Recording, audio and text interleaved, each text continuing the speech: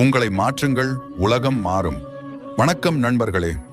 இன்று நம்மிடம் இருக்கும் மிகப்பெரிய பலவீனம் என்ன தெரியுமா? நம்முடைய கண்களும் சிந்தனையும் எப்போதும் அடுத்தவர்களை நோக்கியே இருக்கின்றன. அவன் என்ன செய்கிறான்? அவன் ஏன் அப்படி இருக்கிறான்? அவன் கெட்டவன், அவன் தவறு செய்கிறான் என்று மற்றவர்களை பற்றியே யோசித்து நம் நேரத்தையும் நிம்மதியையும் வீணடித்துக் கொண்டிருக்கிறோம். ஆனால் இந்த ஒரு அற்புதமான உண்மை சொல்லப்பட்டிருக்கிறது. அடுத்தவன் எப்படியாவது இருந்துட்டு போகட்டும், நமக்கு என்ன வந்தது? அவன் தவறான பாதையில் சென்றால் அதற்கான விளைவுகளை அவனே அனுபவிக்கப் போகிறான். அடுத்தவர்களை பற்றி சிந்தித்துக் கொண்டே இருந்தால் உங்களுக்குள் தேவையற்ற மன உளைச்சலும் எதிர்மறை எண்ணங்களும் மட்டும்தான் மிஞ்சும். ஒரு முக்கியமான தத்துவத்தை எப்பொழுதும் நினைவில் வையுங்கள். யார் ஒருவன் எல்லோரையும் தவறான கண்ணோட்டத்தோடு பார்க்கிறானோ, உண்மையில் அவன்தான் தவறானவனாக இருக்க முடியும். ஏனென்றால் நம் உள்ளம் எப்படி இருக்கிறதோ அப்படித்தான் இந்த உலகமும் நம் கண்ணுக்கு தெரியும்.